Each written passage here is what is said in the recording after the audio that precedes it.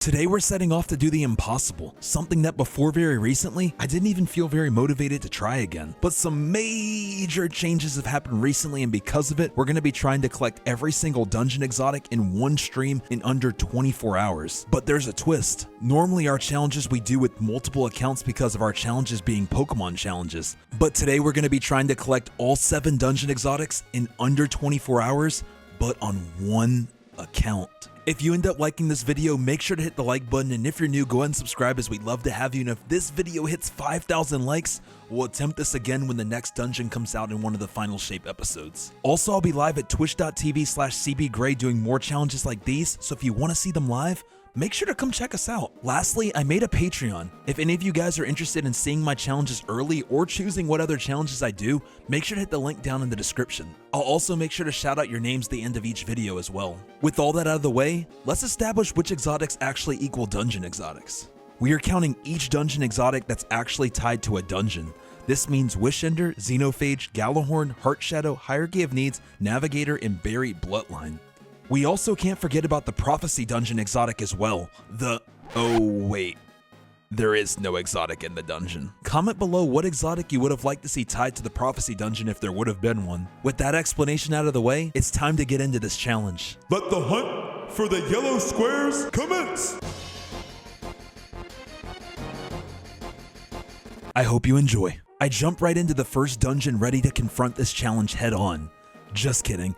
I start off my challenge the way all of my challenges start, with none other than New Light. This is where Bungie starts new players off on their journey. However, there's been some major changes added just before the launch of Final Shape that will save us a significant amount of time. I knock out the first 2 New Light missions and I'm met with something totally different from what we usually see in our challenges. We get to sync with Shah Han's ship. Normally I have to waste over an hour with New Light just to get our guardians capable of flying through the solar system. After skipping New Light, I'm taken to the tower where I have a cutscene that I'm forced to sit through. This cutscene's unskippable, by the way. Honestly, I'd say that it's a pretty fair compromise though. Once that was over, I head over to Ikora to choose another new thing. A New Light kit. This allows me to unlock Sunbreaker without even having to waste any time on the quest, which is really nice. After this, I take a quick trip to the magical tree that deems me worthy of the prestigious Guardian rank 2, which allows me to fly through the solar system. Now it was finally time for the biggest time save of the challenge by far to take place. Normally, to participate in the newest dungeon, which is recommended power 1790, it required me doing the legendary Lightfall campaign. After this, I still had to power grind to get to a high enough level to not get absolutely destroyed. Normally this would take forever. Instead of that, and into the light, we could just fly to the new social space and do this. Here we go, 1810. We are gonna be... Honestly, why didn't I go Striker Titan if I was gonna be used, if they give us that? I don't know what I was thinking, but it's fine. It is what it is. Alright. With that, we are now at 1810 in under 30 minutes. Something that would be impossible just a few weeks ago. With Into the Light, Bungie's making the game more accessible than it's ever been with the Gift of the Thunder Gods. And on top of being max level, I was also given the Thunder Lord, which was a solid weapon. After purchasing the Lightfall dungeon key, it was time to tackle the newest Destiny dungeon at max power level, the Warlord's Ruin. But before we do that, it was time to add some context to when we were attempting this challenge and why this time frame was so important outside of the obvious reasons with it being Into the Light. We started this challenge on Monday, April 22nd in the evening. This way we could take advantage of 2 different weekly resets, which meant we could capitalize on 2 farmable dungeons. It was currently Ghost of the Deep as the weekly dungeon, which meant we could farm Navigator, and at the weekly reset, it would be the Duality dungeon as the farmable dungeon, which meant I could also farm for Heart Shadow. Now is also an important time to go over our name for the hero of this story. Navigator will be mine.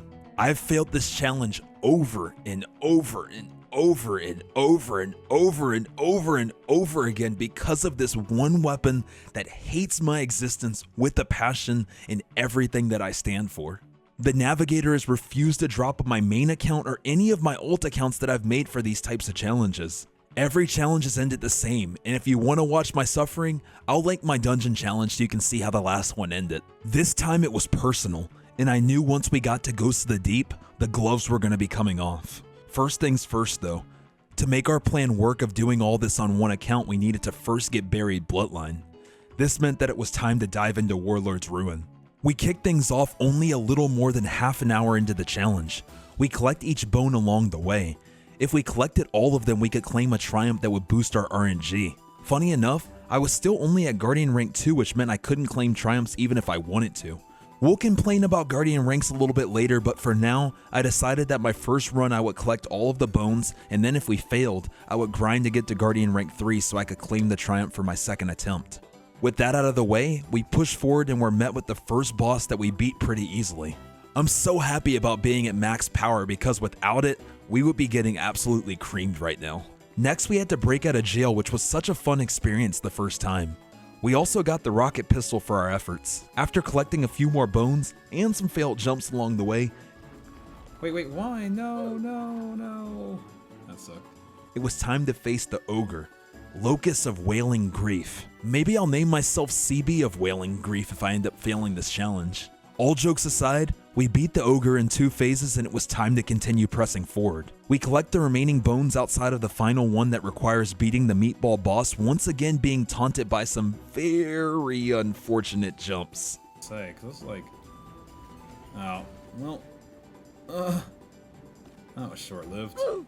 Once we made it to the boss, I changed my mind and decided that we would go back and quickly knock out Guardian rank 3 just so that we could do all our Warlord's Ruin attempts back to back to back. Because of this, I had to quickly do some busy work on the EDZ visiting our good friend Devrim, followed by seeing Failsafe, concluding with doing the first mission of the Lightfall campaign, which I was hoping I'd get to fully escape from. Funny enough, during the heroic campaign, this ended up happening. Oh, I heard exotic! This has to be a good sign, right, guys? Probably the fastest world drop I've ever gotten in one of our challenges. We were barely 90 minutes in. I was convinced that this guaranteed meant that we were going to get Buried Bloodline on our first attempt. After finishing the mission and talking to Nimbus, we head to the tower to see what the exotic is that we got. We ended up getting the Crimson. Funny enough, this weapon will end up being more important than you realize, but I won't spoil why just yet. After this, we head to the magic tree and just like that, we were now at Guardian rank 3. We were finally able to see our triumphs. I wish there was a Guardian rank skip maybe to just level 6. Okay, I'm getting sidetracked, I'm sorry. Once we had that finished, it was time to jump back into the dungeon. Or if you knew me well enough, you know that I was just kidding, and that it's time for more New Light. We needed to quickly create our Hunter and Warlock and do the first New Light mission on both of these characters. We also needed to grab the Gift of the Thunder Gods on both my Hunter and my Warlock to get them ready to do attempts. Once this was done, I confirmed that we had all of the bones besides the final one, and with that, we had all of our prerequisites out of the way. After this was done, it was finally time to jump back into the dungeon. The million-dollar question was, would that exotic engram from earlier bless the run? It was time to find out. How about first try to kick the challenge off? Why not? Why not? Why not? Why not? I couldn't believe it. We got the Buried Bloodline on our first attempt with no RNG boosts. What this meant was that if I could somehow get my hands on the Hierarchy of Needs, this challenge was almost guaranteed to be a success if Navigator would just act right. That's asking a lot of the Navigator though. We now had arguably the hardest of all the dungeon exotics to get in under 2.5 hours, which was insane to me. Without wasting any time, we jumped into Spire of the Watcher after purchasing the Witch Queen dungeon key. We collect each scannable along the way that will give us a much needed RNG boost. The nice thing about Spire of the Watcher is that the scannables can be found before you even make it to the first boss, so we knocked this out very quickly, and just like that, we had an RNG boost ready to go. After that, we took out the Harpy, and before we knew it, we were at the Wyvern. Was there any way that we could get Hierarchy of Needs on our first try? It was time to find out. There's just no way it does. That's what I thought. Not first one. First one would just be too crazy. Unfortunately, no luck, but after the Buried Bloodline luck, I couldn't complain. Normally I'd jump right back in for my next 2 attempts, but we had a big problem that always seems to happen during my challenges. Offline maintenance. Yup, the game was going to be brought down in the early morning, which meant that I really needed to take advantage of Ghost of the Deep while it was still farmable. One of these days I'll actually plan for this. Anyways, it was time to jump into Ghost of the Deep. We started with the very boring and slow opening encounter that takes way too long. This was followed up with some swimming, and yes, more swimming. And finally, after all of that, we were at the first boss. After he went down, it was time for more. Yes, you know what's coming. More swimming, of course. Once we had finished swimming, we made it to by far my favorite dungeon boss, aka the bane of my existence. It's also important to note that I decided to skip the scannables in this dungeon. Every time I try this challenge, the scannables do absolutely nothing for me. Also, I've done more catalyst runs for the RNG boost than I can even count, which is laughable considering I've never gotten the gun. I decided that the gun would drop whenever it decided, and if it didn't, I would just accept my L. With that being said, we got to work. Would my first run bear fruit? Let's find out. Doing our dungeon challenge where we are trying to collect every dungeon exotic in one stream. And we're off to a pretty good start so far. And after Navigator drops right here, will be it even better? This game is great. What a great game. That's okay. Maybe our second run will finally be the run? Maybe? Alright, come on. Please.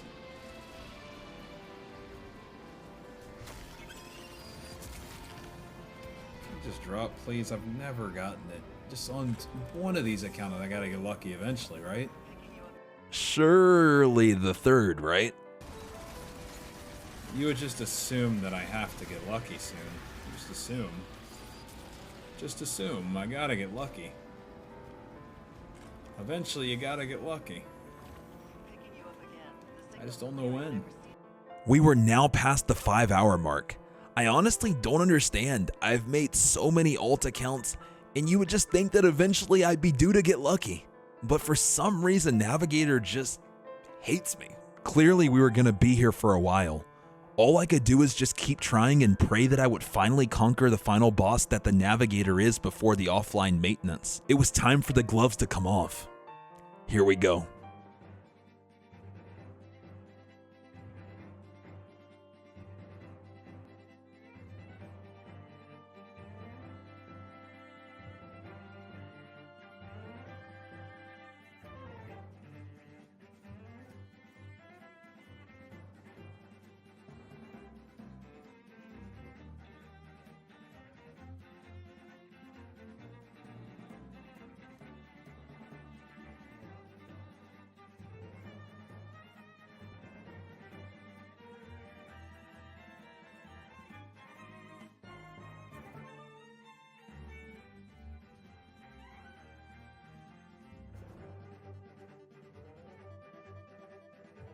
Can drop. It doesn't have to be like this, man. It doesn't have to be like this.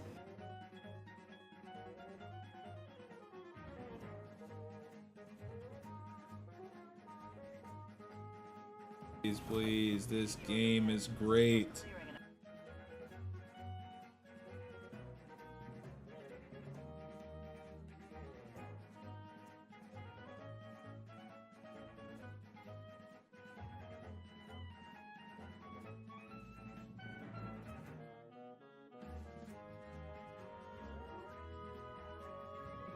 Remember when I said Crimson would come back?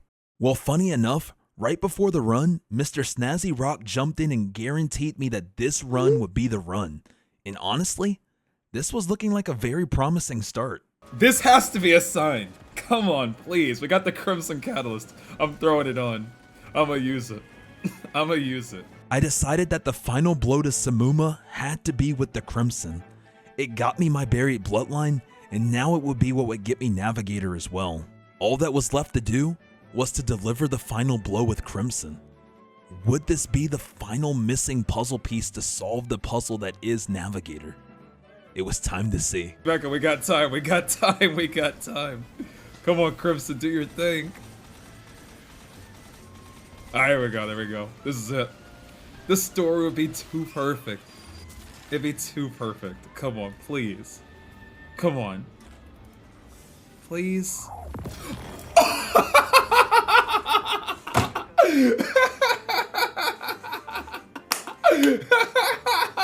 I told you. I told you. Crimson. Oh my gosh.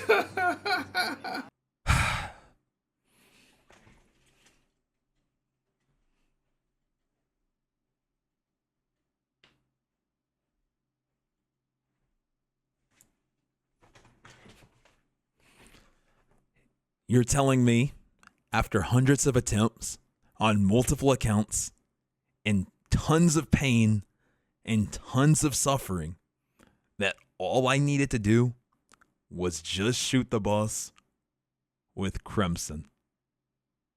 Yeah. Okay. I was absolutely stunned, and just like that, we had 2 of the 7 exotics crossed off the list. Now that we had Navigator, it was a race against the clock to get our hierarchy of needs attempts before the downtime. We were at the 8-hour mark, and we had 2 of the hardest exotics in the challenge already done. We load into Spire of the Watcher and we decide that we're gonna attempt the Flawless Triumph. This would give us another RNG booster to try to ensure that this challenge ends in glory. After one unfortunate wipe, we were able to get this done on our 2nd try. Awesome work. Nice.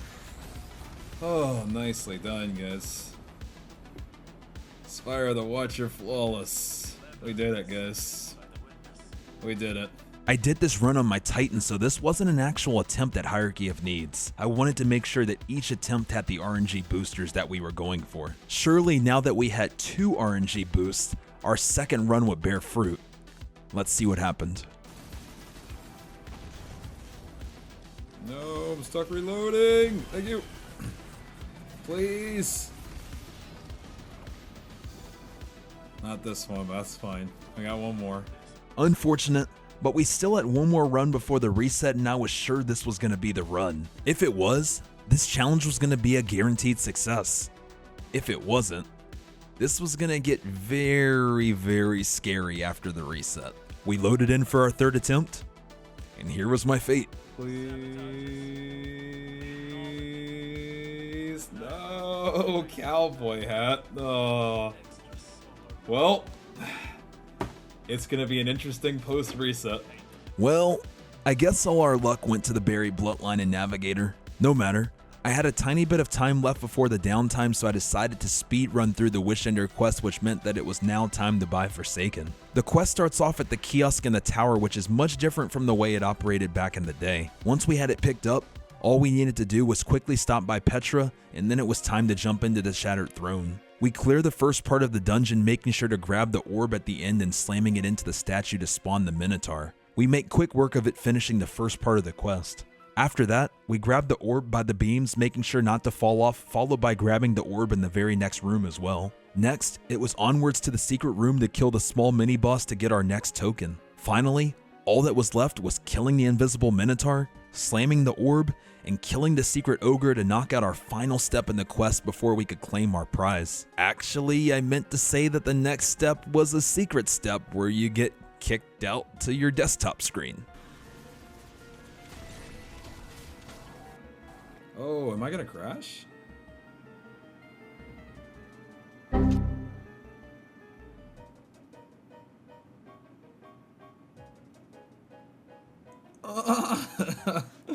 Alright. After that distraction, it was time to actually complete those steps that I mentioned. Once we completed that, we beat Vorgith and we finally claimed our prize, the Wishender. 3 out of the 7 exotics down.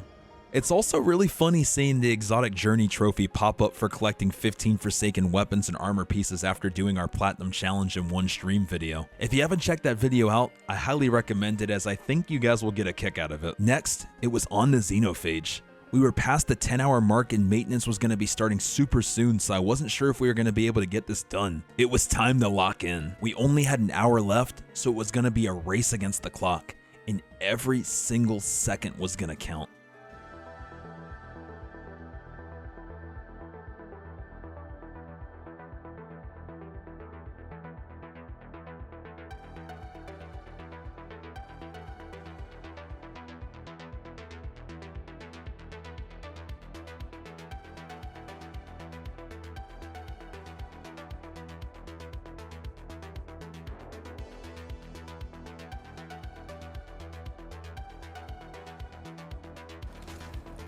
No, no, no, no. Oh, oh, right at the buzzer. Xenophage, y'all. 4 exotics on one account.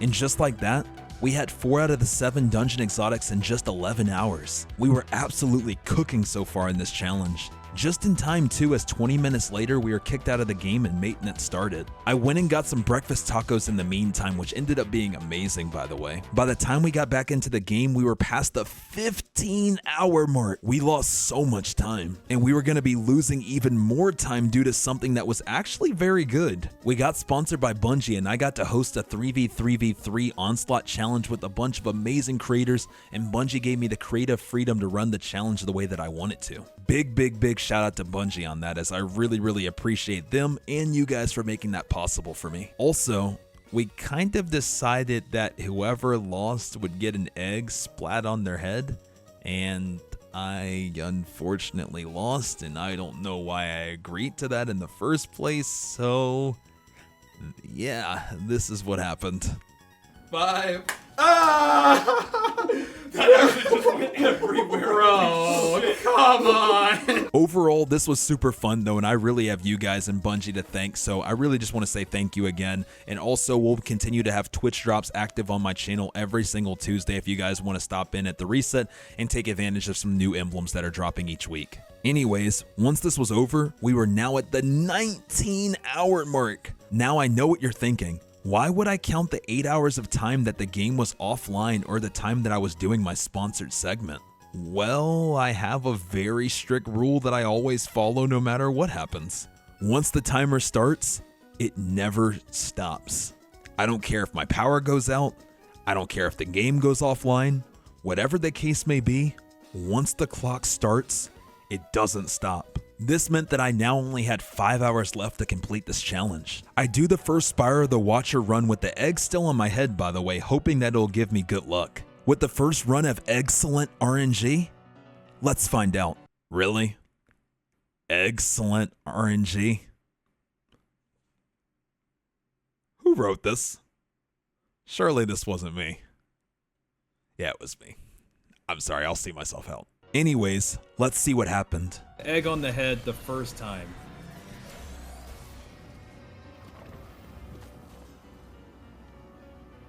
I can't remember if with this one if you can hear it or not. I don't really know.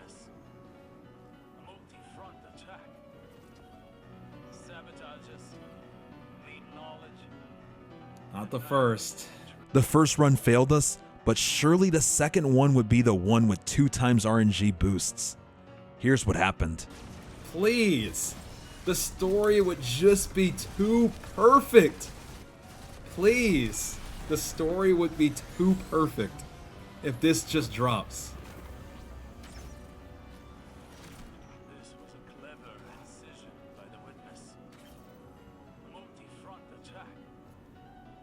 Sabotage us, glean knowledge, and annihilate any trace of advantage. Extra solar call. I have one more, guys. My heart couldn't take it anymore. I could taste us succeeding, but reality was starting to set in that we might still fail this challenge after coming so far. Before I do anything else, I go take a shower though to get all of that egg out of my hair. After that, I decided that I was gonna wait to do my final Spire of the Watcher run to go get our Heart Shadow. We only had 4 hours left, so we needed to make sure we were giving ourselves enough time to farm it. We burned through Galrun, followed by unlocking the vault.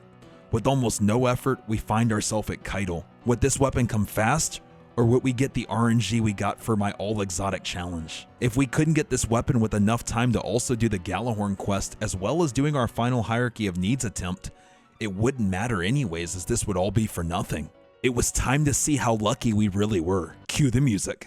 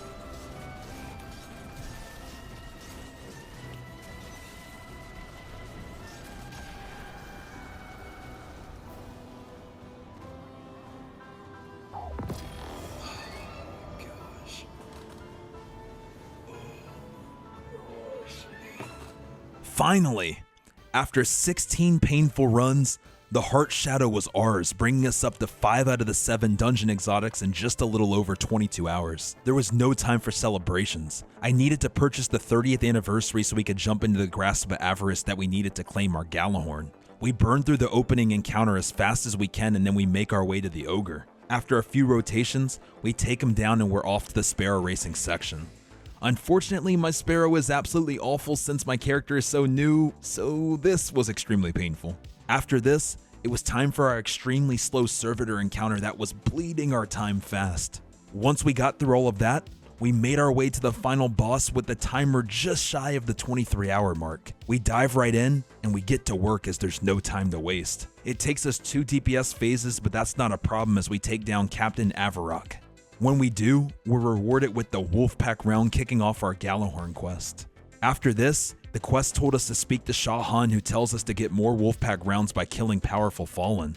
We do this in the Lost Sector in the Divide that has a ton of them. Once this was done, he sent us to Banshee to get the trigger mechanism. Next, we just needed to clear out the Lost Sector that we were just conveniently at. After we beat it, we were given the targeting system. All that was left now was going back to Shah Han's camp and putting together the weapon, and the Galahorn was ours. With that, we now had 6 out of the 7 dungeon exotics in just a little more than 23 hours on one account. We were so close to completing the God Run. It's been a crazy ride, guys. It's been a crazy ride. 6 dungeon exotics on one account.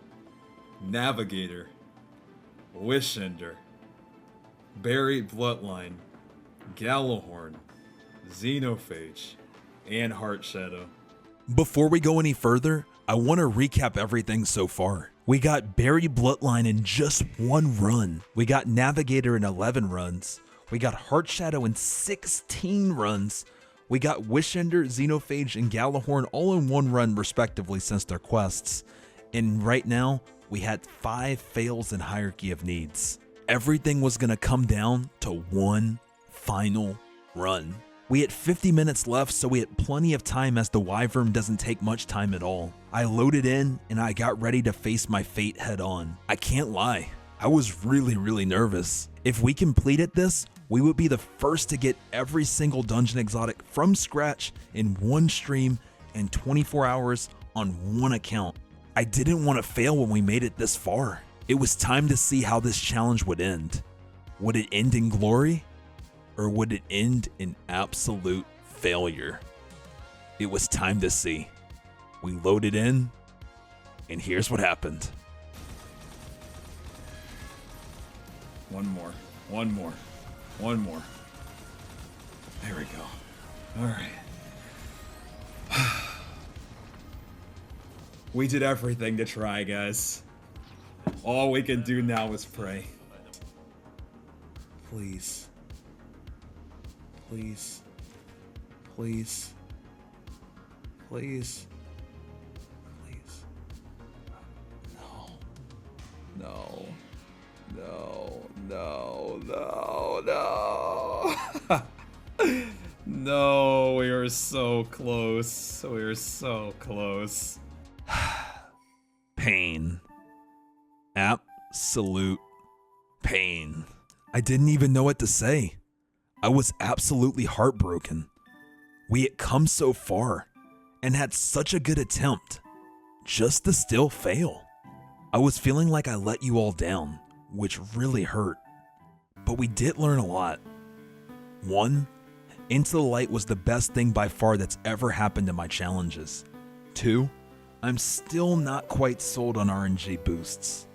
3, splitting the challenge into 2 weekly resets helps tremendously.